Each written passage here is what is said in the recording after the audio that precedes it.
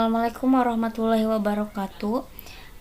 Yang terhormat Bapak Dosen Taufik Harsan, SSOS MAP, dan yang terhormat teman-teman kelas AP20A. Perkenalkan, nama saya Anis Nurfadilah. Di sini saya akan memaparkan tentang pengambilan keputusan dan model pengambilan keputusan dalam sistem informasi manajemen. Apa sih pengambilan keputusan itu? Pengambilan keputusan merupakan proses pemikiran untuk dipikirkan secara langsung dalam rangka memecahkan suatu masalah untuk memperoleh hasil akhir yang harus dilaksanakan oleh bawahan manajemen itu sendiri.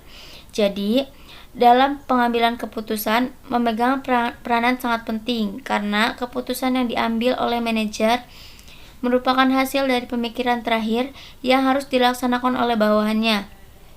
Sehingga kesalahan dalam pengambilan keputusan bisa merugikan organisasi, baik kerugian dalam cita perusahaan maupun kerugian secara finansial.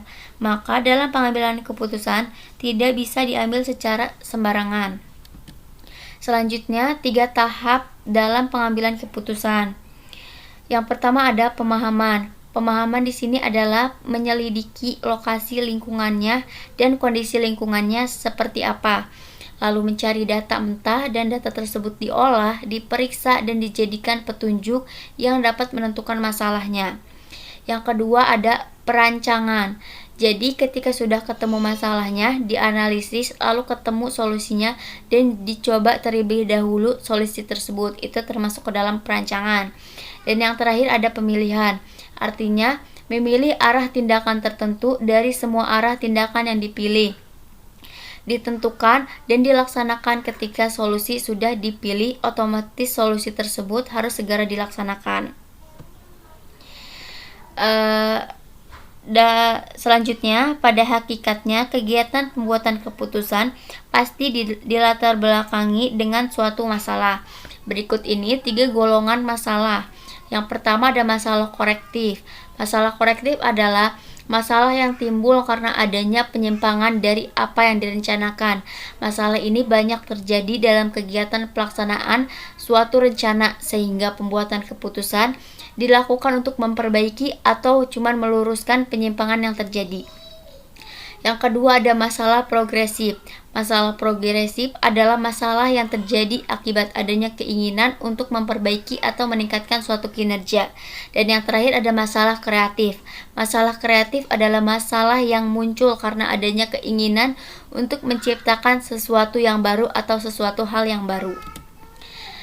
Selanjutnya ada macam-macam resiko dari masalah. Yang pertama ada masalah yang beresiko rendah atau low risk, ada pula masalah yang beresiko tinggi atau high risk, dan yang terakhir ada masalah yang tidak beresiko atau no risk. Selanjutnya ada tipe-tipe keputusan. Yang pertama ada programmed decision. Merupakan keputusan yang dibuat menurut kebiasaan atau terjadi berulang-ulang atau suatu prosedur, dan keputusan ini sering terjadi. Dan yang selanjutnya ada non-programmed decision, merupakan keputusan yang berkenaan dengan masalah khusus atau khas atau tidak biasa. Contohnya dalam pengalokasian organisasi.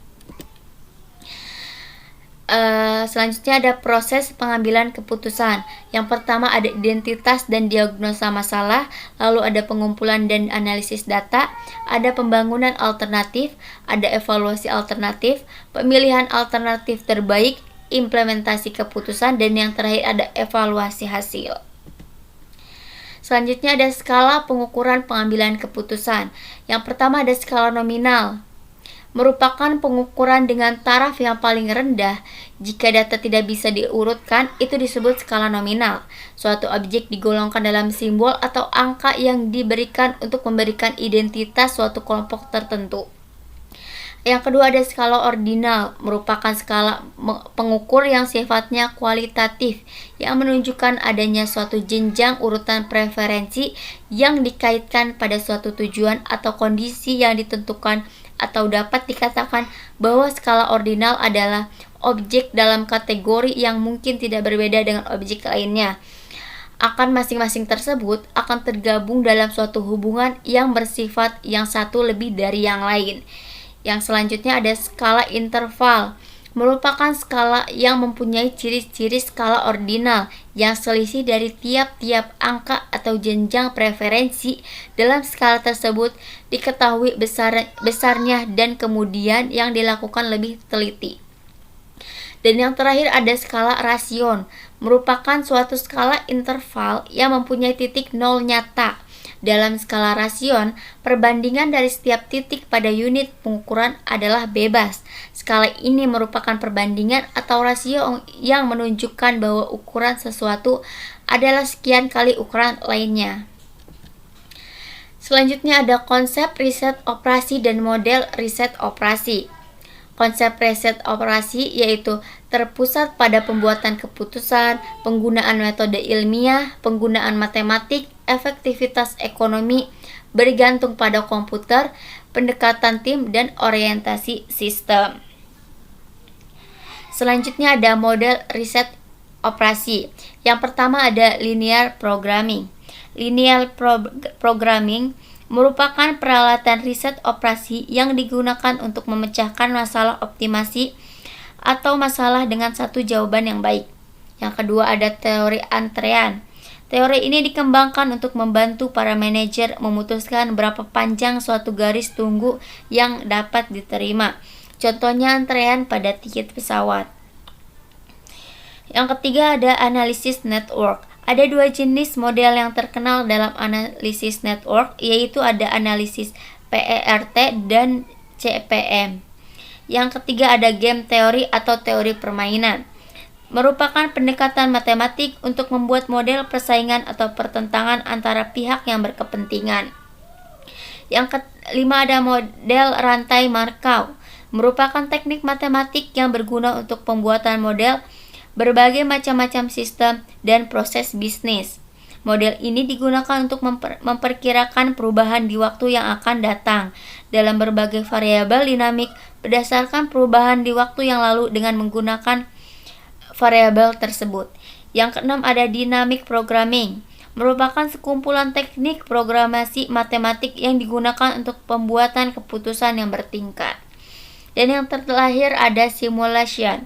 Merupakan kegiatan percobaan dengan suatu model dalam berbagai cara teratur dan direncanakan. Model ini direncanakan untuk masalah-masalah yang kompleks.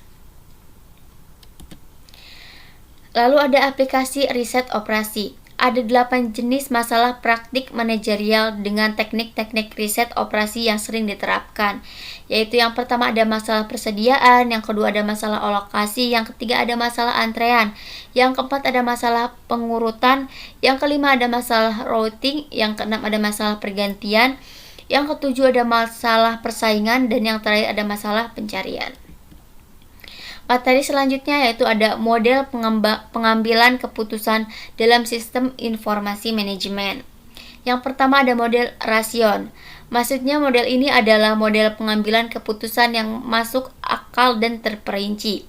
Model rasion ini mengasumsi 4 hal, yaitu yang pertama, pengambilan keputusan bersikap rasional. Yang kedua, memiliki pengetahuan dan informasi yang luas dalam memecahkan masalah. Yang keempat, mampu menghitung probabilitas kesuksesan masing-masing alternatif. Dan yang terakhir ada sistem preferensi yang konsisten dalam memilih alternatif terbaik. Yang kedua ada model kaleng sampah. Model kaleng sampah menurut Cohen, MD, dan kawan-kawan tahun 1972 adalah tidak mempedulikan hubungan keteraturan di antara masalah yang terjadi, solusi yang ada, pelaku, dan alternatif, namun menjelaskan bahwa pengambilan keputusan bersifat acak. Contohnya memilih ketua organisasi secara acak tanpa melibatkan keteraturan di antara masalah yang ada, solusi, pelaku, dan alternatif. Yang ketiga ada model transcender, artinya model di luar sistem yang dibicarakan. Jadi, seorang pengambil keputusan melakukan pengembangan alternatif dalam keterbatasan dirinya dan menyerahkan keputusan atas alternatif yang ada pada kekuatan supranatural yang lebih tinggi atau kepada Tuhan. Selanjutnya ada model intuitif. Model ini kebalikan dari model rasional. Artinya model ini berlaku hukum ketidakterbatasan di luar rasionalitas dan menekankan pada pengetahuan substansial yang dimiliki manusia. Terima kasih, sekian materi yang dapat saya sampaikan. Mohon maaf bila ada perkataan yang salah. Wassalamualaikum warahmatullahi wabarakatuh.